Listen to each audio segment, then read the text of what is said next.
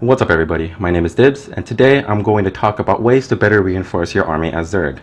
More specifically, I'm going to talk about what you can do with the Zerg cocoons and rallies to make your army more manageable when they come out of their eggs. In my last video, I went over the regular and more general Zerg mechanics, so if you want to see that video, I'll post that in the video below.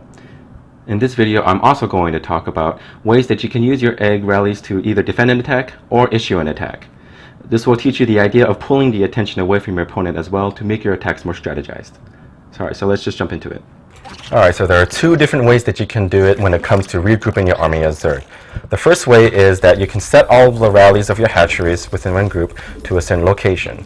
After that, then you create all of the army in that group, and then all of your army will go to that specific location directed by your hatchery. This style is very similar to how Terran and Protoss make units, where they select one building, create the units, set the rally to that point, and then either that they grab all of the army units that are coming out of it and put it in their army, which mine is 4 at the moment. So like this is how it would look like. You would grab each of your army units as they're coming out, right? And you would put them in your group by pushing shift 4, shift 4, shift 4. Or you can just wait for them all to get to this certain location and then group them as well. Another way that people do it is they push F2 as well to just pretty much select all the army units after they know that they're done created, and then push shift 4 and put them in the same army, right? So that's one way that people like to play Zerg. But another way that you can do it, which is very efficient in managing your army, is that you can create your army and then put them in the group while they're still in the eggs before they come out.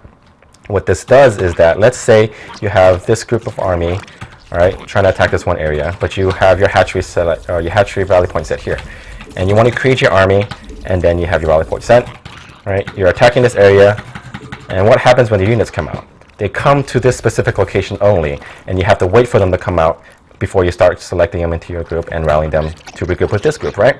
Well, what you can do is that you can actually create the army and then put them in the group beforehand. This is what happens. So you create all these armies, right? You would push control, and then you would select one egg. So basically, these are all the same type. So it will select all of these eggs for you. You would push shift, and then 4, which is my army, and then push 4 again. So you see all these rally points? These are all the eggs rally points. What this does is that before your eggs even pop, they're already on the destination to meet up with this army. So you don't have to go to your hatchery destination, select all these units, regroup them, and then attack the same place again. What you can do is that, see, all of these units are already in a group. I never selected these beforehand, except for when they were in the eggs. And now they're on the way to regroup with this army as well. Alright, so let's do that again. You can select this army, control, click, put them in the group, right? And then you push 4 again. See, as you can see, these eggs are already in the army before they even pop. And since I push that army and I selected one destination, they'll automatically come here as well and regroup. So that's the best way I feel like to regroup your army. This also allows you to set up your group before they pop out in a way that, let's say you want to have casters in a different group, right? So let's say I'm making Vipers right now, right? I can control shift these into 5 before they even pop out. What this does is that I don't have to wait for them to come out and set them to a certain location. I can just go like this, set a rally point for these eggs, and they'll meet up with my army as well. And you don't have to put them in the same army. As you can see, you can put them in a different army as well. You can set them to different locations. You can have a group control 6, go somewhere else as well. So this helps you manage your army very efficiently, right? Instead of having them all in the same group, this will allow you to be very diverse when it comes to regrouping your army. But the main importance of all of this is that, let's say you're making a lot of different types of units. Let's say you're making Zerglings, Roaches, Hydras, Infestors, and Vipers, right? And all of these are popping out, and you have like a huge rally of all these different types of units across the map, right? Instead of doing it the way that I told you, let's say you're doing it the way before, and you're doing it just by grabbing them when they popped out. So you would have Infestors coming out, you would have Vipers coming out, and you would have a battle going on. What you would have to do is you would have to select your Infestors, put them in one group, select your Vipers, put them in one group, select your main army, put them in one group as they're coming out, right? That would be really confusing and open you to a lot of mistakes, instead of having you just save the trouble and doing it in the beginning and just putting them in one group before they pop out. So you don't even have to worry about selecting which type of group and putting them in a specific group. This makes your life a lot easier when it comes to managing your army, especially when it comes to Zerg.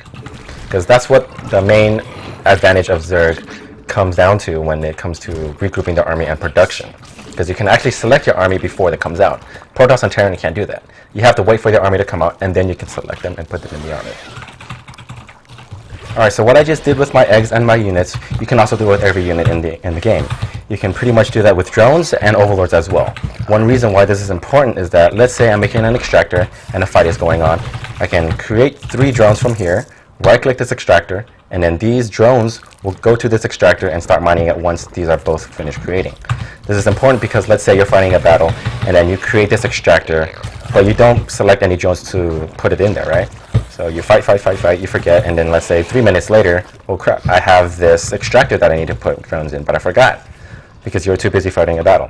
So that helps you a lot to make sure that you're on top of your extractor timings, you know, in case you do need that gas, because gas is very, very important. If you forget about it, then that's really bad for you.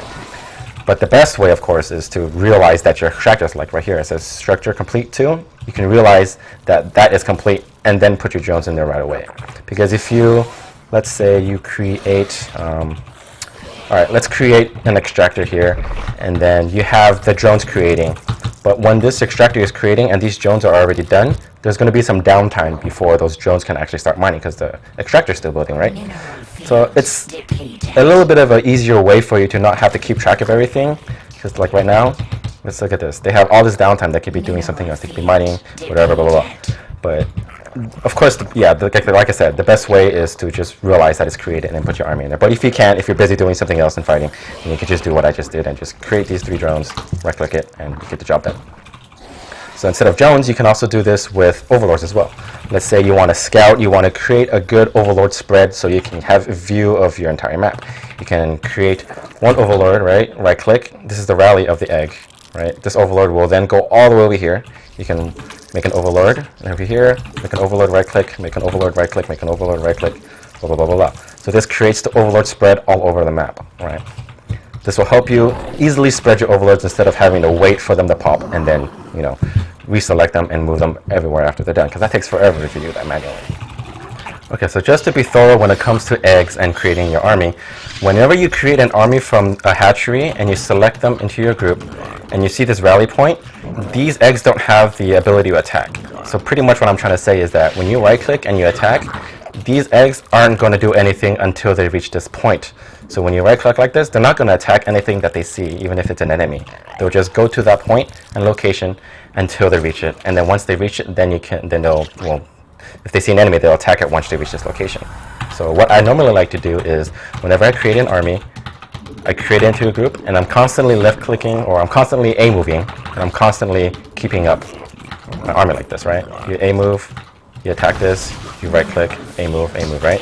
So then your army comes and, you know, pretty much just regroups with you. But what happens whenever your army meets somebody, right?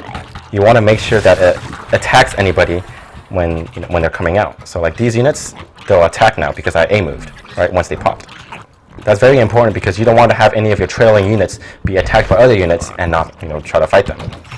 That's very useful when it comes to regrouping and reinforcing your army. So one way that you can use the rally technique that I just talked about when it comes to Zerg is that you can actually rally Zerglings to a specific base, and then they won't attack anything until they reach that base. This will be very helpful when you're trying to harass a base, so then they won't attack anything on its way. So let's say I want to create this group of lings, and I will control-click, create it into a group, and I can just right-click towards a mineral line of my enemy. What happens is that these lings, when they pop, they won't attack anything until they get to this rally point. This is really helpful because then, well, you don't want them to get distracted. You want them to get to that mineral line and attack it once they get there. This will save you a lot of trouble in having to control them. And you can just look away pretty much with your main army, and then you can just attack somewhere else. And then these lings, once they get here, they just start killing their army, or the main mineral line. You can also do this with mutas as well. Let's say you have a group of mutas, right? And you're trying to harass this base right here. What you can do is you can create a group of mutas, right-click towards this rally point, and anything that it sees, let's say it flies over specific units in the middle of the map. You don't want them to attack it because you want them to regroup later with your mutas, right? So that's one other way that you can keep your mutas safe and that they don't attack anything on its way. Because in precious mutas are, they cost a lot of money. You don't want to lose them to anything that they're not supposed to be attacking. Because mutas are usually meant for harassing, or if you have them for harassing, then yes, you can use them for that. But if you like to keep them all in your group, you can easily just put them in one group as well. And you can right-click and A-move as well, and your mutas will just group up with each other. There are different ways that you can use mutas, but that's typically how I use mine. So this brings me to my next point in pulling attention from your opponent. So let's say I have these links that are being created. Let's say I create these links, and then I rally them to his mineral line, right? So let's say these are the links that I created, and they're on their way here. What happens when they get to there? He gets the notification that his SCVs are being under attack, right? But what happens when he looks away and he's looking over there? He can be attacking another front at the same time, and after that, this pulls attention away from his main army, and then if he does that, he can get a better engagement on top of his army. You can also do it in the other direction as well. What you can do is you can attack your main army, or attack with your main army first. He gets that notification, and after that, you have these lings that are already on the way to somewhere else to harass, and since he has his attention on his main army, he's not going to be looking at this base that has all these lings in his mineral line. So it depends on how you want to pull his attention. You can do it two different ways. You can either pull the attention towards his main army first, or you can pull it away towards his mineral line first. Depends on what you want to have. Do you want to get a better engagement, or do you want to harass? It really comes down to the decision making, but that's what makes it really, diverse to play as Zerg when it comes to making these different types of rally points.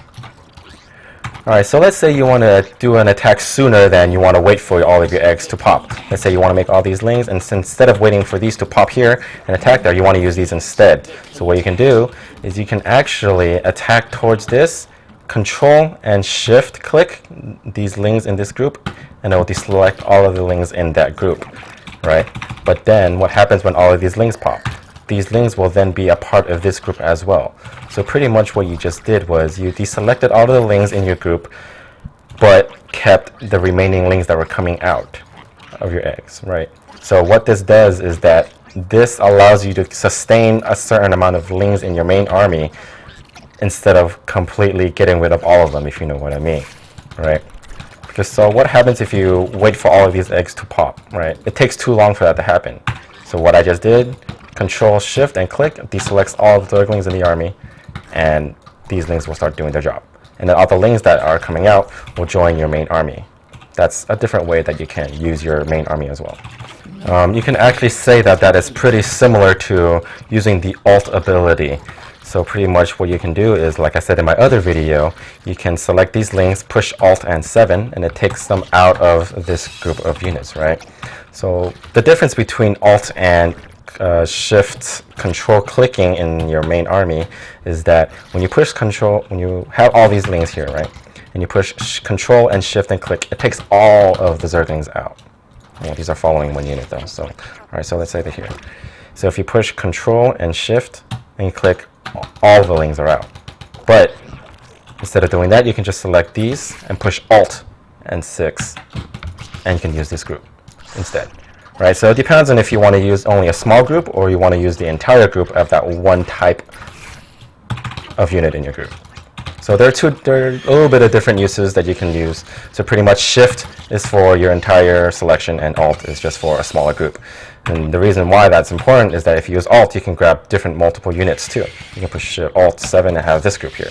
If you do that with Shift, Control click, it gets rid of only a specific or all of those types, right? Not just a small group. So instead of just using eggs to reinforce your army and attack, what you can also do is use eggs to defend certain parts of your base. So let's say you have an army out here and you're attacking, and you create this army right here, right? And you create it and you let it to rejoin your army. What happens when you're being dropped back here, right? What you can do is you can actually select your eggs, push Alt and another number, and then right-click towards this location that you're being attacked. So the eggs that are coming out with your units will come to this location and use that. You can use that army to defend. Because what if your army is all the way across the map? It's going to take too long for your army to go all the way back there and, try to defend. See, so now I have this small group of army here to defend as well. What you can do is you can use it for multiple locations as well. You can do one small group to attack, to defend this location. You can make another small army to attack this location or defend it. And you can make another army to defend this location as well. So that's another way that you can use these eggs to defend rather than just using them to pure group with your main army and use them to defend instead. Alright, so now that we talked about eggs that are morphing different units, you can also set rally points to eggs that are being created by your units as well. So let's say you want to make these lings into banelings. You can set rally points on these banelings as well to go a certain location after they are completed. So what I forgot to mention is that you can queue up location or a pathway as well when they're being created. So let's say you want to create a group of attacking lings, but you don't want them to go towards the middle of the map because you don't want your opponent to see them, right? What you can do is create an army, right-click towards one, hold shift, make them go around a certain route so they're not seen, and you can hide the attack pretty much as well. But anyways, back to the banelings now, the baneling morphing. So why is this important? So let's say this Hydra is a baneling, or these two Hydras are banelings, and you have this group of banelings morphing. These Hydras are going to be coming in as banelings, and they're just going to blow up all of your banelings once they pop, right? So what you can do actually is you can split these up before they are created. So what happens? See these split up. This will allow you to perhaps maybe save all of these banelings from exploding when you know that you have two enemy banelings that are coming towards your army. So let's see what happens if you actually do that. So let's make all of these make all these links into banelings. Right? You can right-click, move, right-click, move, right-click, move, split them all up before they get created. This can be very situational, but it can actually save you sometimes, right? See what happens if these two are banelings, right? And they're about to come. What happens to these? These are all splitting up already. And then you won't lose all of your banelings, just the two of them, right?